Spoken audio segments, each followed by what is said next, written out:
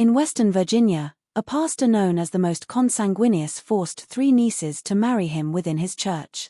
A story as disturbing as it is revealing exists in the isolated Appalachian Mountains of McDowell County, Western Virginia, a story that speaks to the dangers of extreme isolation and the consanguineous practices marking generations of a family.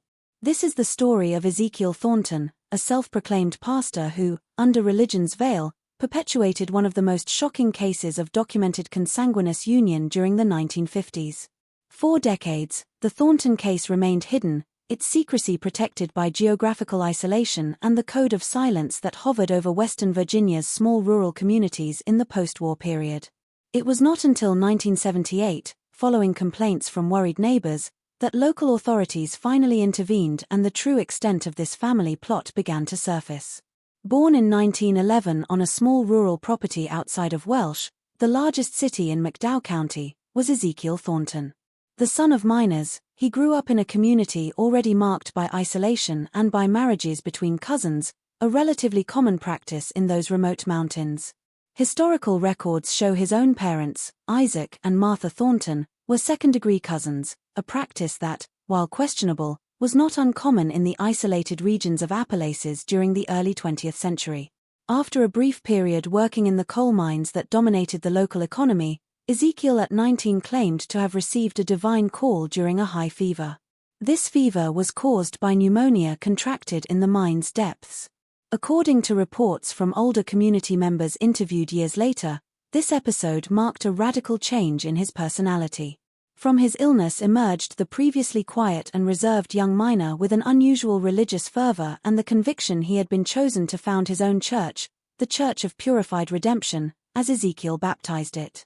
Established in 1935 in a small wooden cabin built on Thornton family lands, the congregation initially consisted only of nearby family members and some curious neighbors. However, what few realized was how Ezekiel gradually began to shape his religious interpretation to justify practices serving his own interests. He talked about blood purification and preserving the chosen lineage. He said that God showed him families should remain united not only in spirit but also in flesh, reported Thomas Jenkins, one of the few community members who attended Thornton's first sermons before walking away, alarmed by their direction. This was to preserve what he called the divine gift granted to his lineage. The 1940s and 1950s were marked by the growing isolation of Thornton's property. Around his land, Ezekiel built a high fence and discouraged contact with outsiders. It was during this period that he took full control over the lives of his 3 nieces, the daughters of his younger sister, Rebecca, who died in 1947 after complications in the delivery of her 4th daughter, who also did not survive. The girls, Mary, born in 1932, Sarah, 1934, and Ruth, 1936, were raised under the strict protection of their uncle, completely isolated from the outside world. All aspects of their lives were controlled by Ezekiel, who assumed the role of father, teacher, and pastor. County school records show none of the 3 attended the local school after their mother's death, with Ezekiel claiming to the rare visiting authorities that he was providing scripture-based education at home. The true horror began to unfold when Mary turned 18 in 1950. He forced his oldest niece to marry him during a ceremony that Ezekiel described as a divine union ordered by the Lord. With only family members present, all under the control and influence of the self-proclaimed pastor, the ceremony was held at the small property church. Check it out if you are already subscribed to this channel. For stories that reveal the darkest truths of American society and the devastating impacts of extreme isolation on rural communities, you need to sign up now. Our researched work brings to light cases that history tried to bury. 2 years later, in 1952, Ezekiel held a second ceremony. This time, he married Sarah, then 18 years old. The pattern was repeated in 1954 when Ruth, the youngest, was also forced to join the uncle in a similar ceremony. What made the case even more disturbing was the fact that officially, none of these marriages was recorded with the county authorities. Ezekiel kept what he called the Sacred Book of the Unions, where he documented his own ceremonies. One of the first people outside the immediate circle to suspect something was wrong was Amelia Carton, a retired nurse who worked at Welsh Small Hospital during the 1950s and 1960s. The girls appeared occasionally for medical care, always accompanied by Ezekiel, never alone, Carter reported in a statement to the authorities years later. They were extremely shy, avoided eye contact, and showed signs of malnutrition and possible abuse. But at the time, intervening in matters of isolated families was very difficult. The consequences of these consanguineous unions did not take long to manifest. Between 1951 and 1978, 12 births resulting from these unions were documented. Of these, 5 children passed away before turning 5 years old, presenting severe congenital malformations. A number of health and development problems were demonstrated by those who survived, problems that became more evident over the years. The descendants of this union had an extremely high consanguinity coefficient, explained Dr. William Harrison, a geneticist who later studied the case for the Western Virginia Health Department in his 1980 report. We are not just talking about relatives marrying. We are talking about multiple generations of consanguineous marriages culminating in unions between uncle and nieces who already carried common genes from previous generations.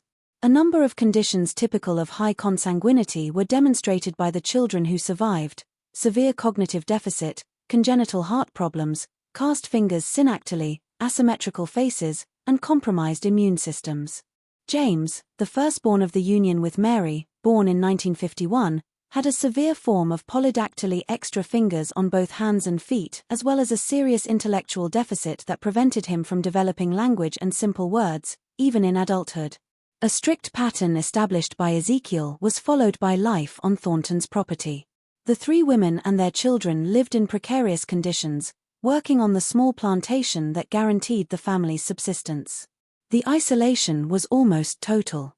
Children never attended schools, were never vaccinated, and rarely left the property.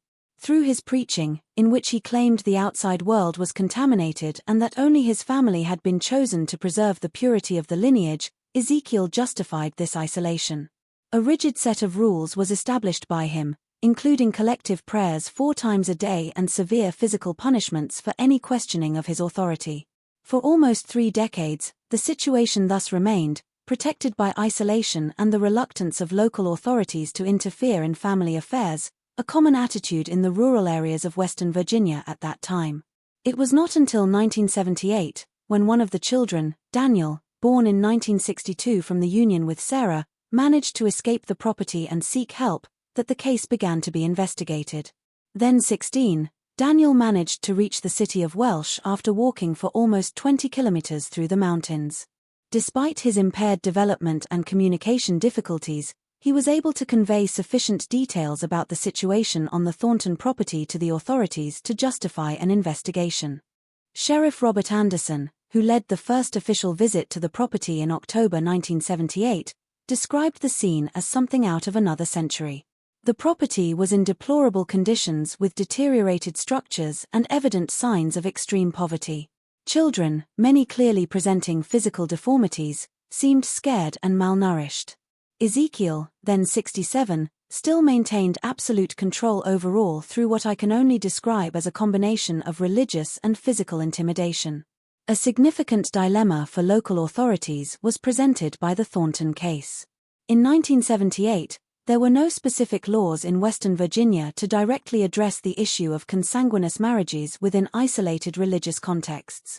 Additionally, there was the complication that none of the marriages had been officially registered, existing only in the ceremonies led by Ezekiel himself. However, evidence of child neglect, forced isolation, and inadequate living conditions was sufficient for the McDowell County Social Services Department to obtain a court order to remove the children from the property. In total, 7 children aged 3 to 16 were removed from the site and placed under state care. To the professionals who attended them after the intervention, the psychological impact on the 3 women, Mary, Sarah, and Ruth, was evident. A deep conditioning had been created by decades of isolation and indoctrination, making it extremely difficult for them to conceive of a different life. In her report, Dr. Lenham Montgomery, a psychologist who worked with the 3, documented, "We observed a classic case of what we today call Stockholm Syndrome combined with elements of extreme religious indoctrination. Patients show profoundly rooted emotional dependence on their captor, inability to recognize the abusive nature of the situation, and strong initial resistance to any external intervention. A common reaction in victims of long periods of abuse and psychological manipulation, the three sisters initially resisted the separation from Ezekiel. They genuinely believed they were fulfilling some kind of divine destiny. A long therapy process was needed to begin to recognize the abusive and exploiting nature of their situation, Dr. Montgomery explained. The true impact of extreme consanguinity was revealed by detailed medical examinations performed on the children. Dr. Robert Collins, a pediatrician who evaluated the 7 minors, documented that in addition to evident physical malformations, we observed a series of less visible but equally debilitating conditions: severe immunological deficiencies, heart problems, delay in neurological development, and predisposition to conditions such as epilepsy. In the following years, the genetics behind the Thornton case became the object of scientific study. The consanguinity coefficient, a measure that indicates the probability of an individual inheriting identical genes from both parents, was exceptionally high in Thornton children. Dr. Harrison explained, even in cases of marriages between first-degree cousins, the consanguinity coefficient is approximately 6%. In Thornton children, we estimate values between 20% and 25%, considering not only the uncle-niece relationship but also the history of previous consanguinity in the family. The expression of multiple deleterious recessive genes resulted from this high degree of genetic kinship. Mutations that would normally remain inactive when present in only one copy of the gene manifested themselves when inherited from both parents. It's as if we were seeing the materialization of all the genetic burden accumulated by generations in this family, said Dr. Harrison.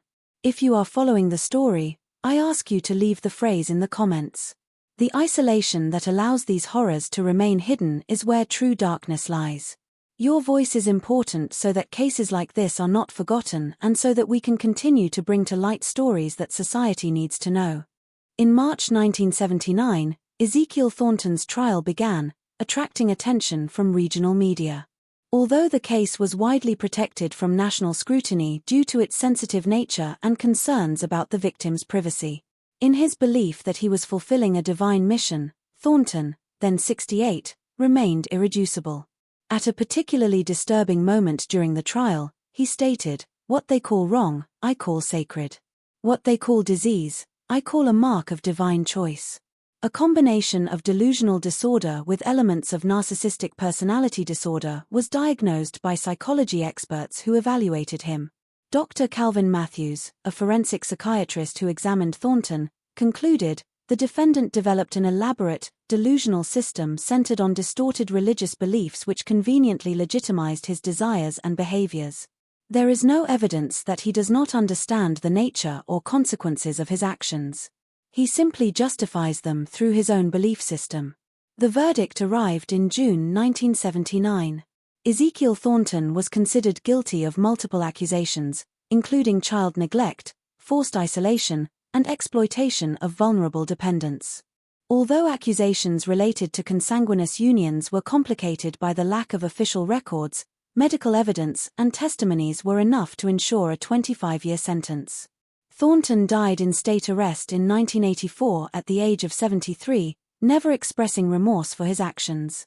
For the nieces and their children, the path to recovery was long and complex.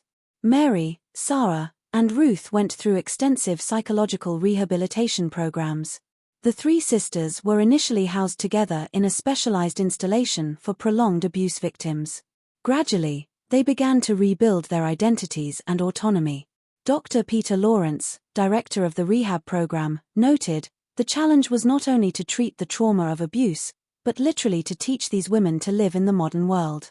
Things we take for granted, such as shopping, using phones, or even making independent decisions, were completely strange to them after decades of isolation and control. Gradually, the three began to show signs of recovery. Ruth, the youngest, adapted more easily and eventually managed to obtain a basic education, completing the equivalent of elementary school in a special program at 47. More limited but still significant progress was made by Mary and Sarah, who had spent more time under Ezekiel's control. For the children, the challenges were even more complex. Constant medical care was required by the health problems caused by extreme consanguinity.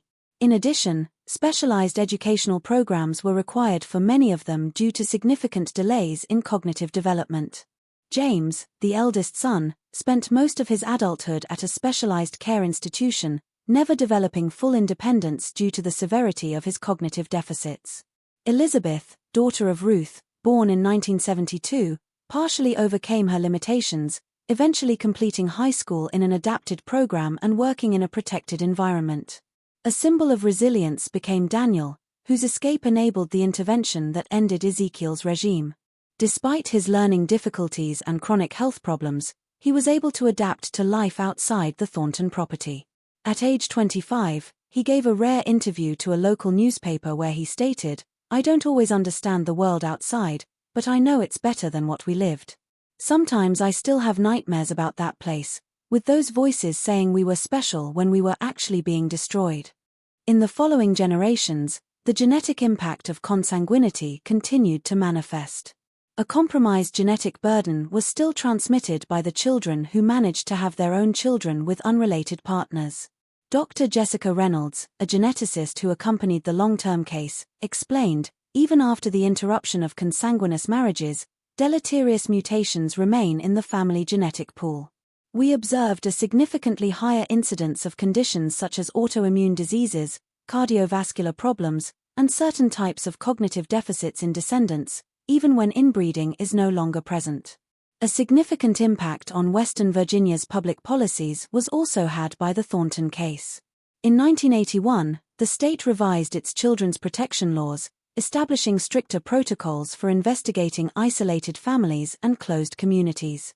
Additionally, specific training programs were created for health professionals, educators, and social services to identify signals of possible abuse in extreme isolation contexts.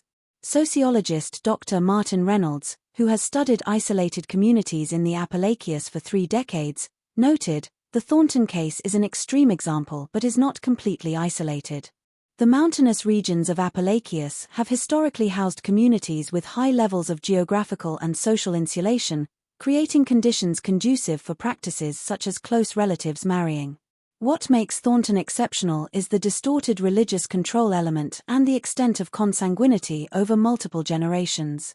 In fact, subsequent studies have identified several other isolated communities in the region with high rates of consanguineous marriages, although none as extreme as the Thornton case. These studies have led to public health initiatives focused on these areas, including educational programs on the genetic risks of consanguinity and greater access to health services.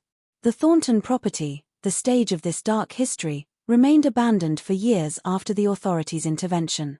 In 1992, it was finally demolished by order of the county, which declared it inappropriate for housing and a monument to a tragedy that the community would rather forget. In memory of those whose voices have been silenced reads a discreet plaque installed in 2005 at the initiative of some survivors and professionals who worked on the case. May their history teach us vigilance against isolation that allows hidden suffering.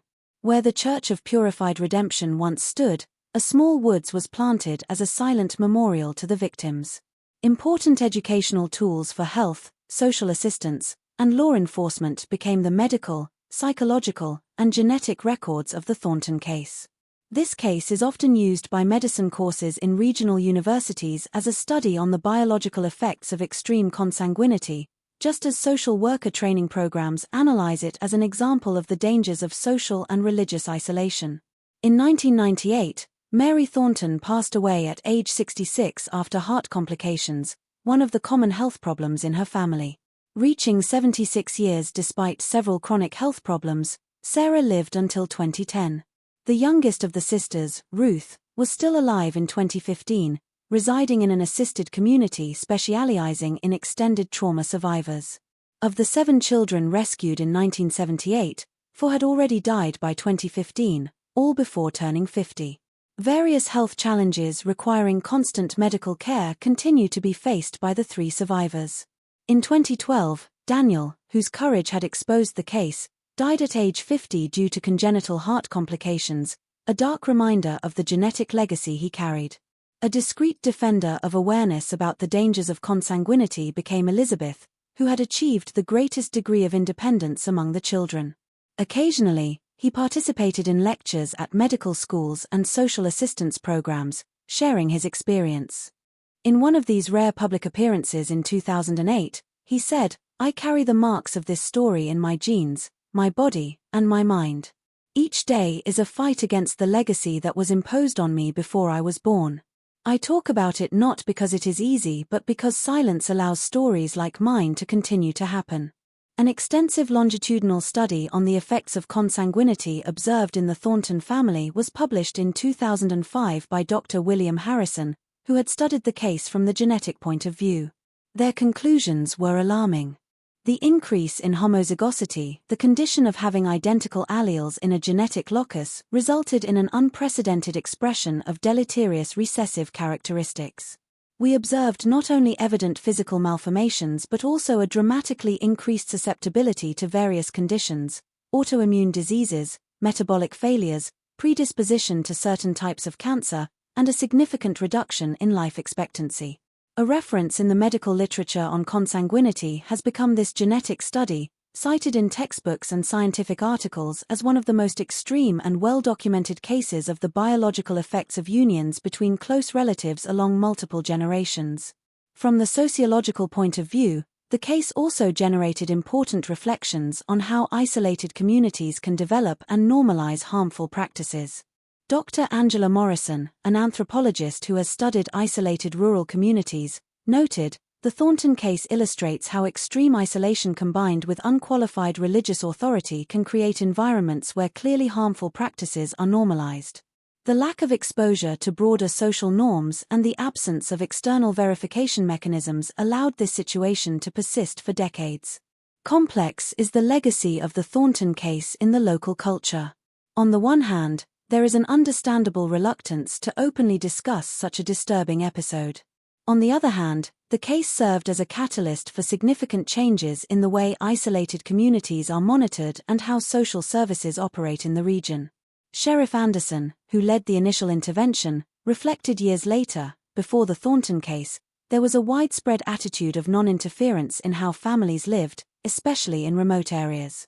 This case showed us that extreme isolation can hide terrible abuse and that we have a collective responsibility to ensure the well-being of all community members, especially the most vulnerable. Today, the history of Thornton serves as a dark reminder of the dangers of extreme isolation, religious manipulation, and the devastating effects of prolonged consanguinity. It is also a testimony of human resilience, of the courage of a young man who, despite all the limitations imposed by his upbringing, found the strength to seek help and thus end generations of abuse. If you watched so far, it is because you liked this story. Leave a comment saying, "I watched here, so I can meet you and know who really likes the stories here on the channel." If this report has touched you in any way, be sure to enjoy this video and share it. Stories like this need to be told so that we can learn from past mistakes and be vigilant against the isolation that allows such horrors to remain hidden. Subscribe to the channel to learn more historical cases that reveal truths society often prefers to ignore.